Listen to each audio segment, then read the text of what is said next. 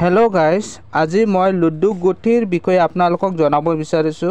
কেতিয়াবা আমি পৰীক্ষাত দেখিবলৈ পাওঁ যেনেদৰে পুটৰ বিপৰীত কি থাকে বা দুইৰ বাওফালে কি থাকে, তিনিৰ বাওফালে কি থাকে, এটো মই আজি আপোনালোকক অলপ জনাব বিচাৰিছো। ইয়াত আপোনালোকে দেখা পাইছা এটো হৈছে এটা লুডু গুটি আৰু ওপৰত দেখা পাইছা ফুটৰ বিপৰীত আমি কি পাওঁ, ফুটৰ বিপৰীত আছে 6 মানে চক্কা আছে। এতিয়া আমি বেলেগ সংখ্যাৰ বিপৰীত কি থাকিব পাৰে এটো মই আপোনালোকক দেখাব বিচাৰিছো। ফুটৰ বিপৰীত আমি দেখা পালো যেনেদৰে চক্কা, ঠিক সেইদৰে এইফালে আছে 2, ফুটৰ লেফট আছে 2, দুইৰ বিপৰীত কি থাকিব পাৰে এটো নিশ্চয় আপোনালোকে জানিব। দুইৰ বিপৰীত আছে পাঞ্জা, এটো হৈছে দুইৰ বিপৰীত সন্মুখত আছে পাঞ্জা।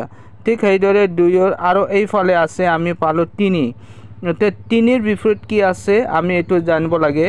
3ৰ বিপৰীত থাকিব যেনেদৰে 4, 3ৰ বিপৰীত হৈছে অপোজিট নাম্বাৰ হৈছে 4। ঠিক সেইদৰে আমি এটো জানিব পাৰে। এটা আমি আপোনালোকক দেখুৱাও ফুট যেতে ফুট এইফালে চাওক এটো 2, আমি এতিয়া দুইৰ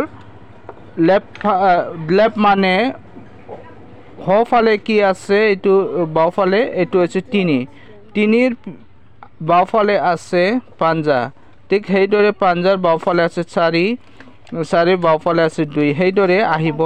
আৰু দুইৰ বিপৰীত যেনেদৰে পাঞ্জা, 3ৰ বিপৰীত যেনেদৰে আমি দেখা পালো 4, সেইদৰে পাঞ্জাৰ বিপৰীত 2 আৰু ফুটৰ বিপৰীত 6। নিশ্চয় আজি আপোনালোকে লুডু গুটিৰ বিষয়ে অলপ হলেও কিছু জানিব পাৰিছে। কেতিয়াবা মাজে সময়ে যেতিয়া পৰীক্ষা আহে গ্ৰেড 3 গ্ৰেড 4 তেতিয়া আপোনালোকে নিশ্চয় এটো প্ৰিপাৰেচন কৰিব পাৰিব।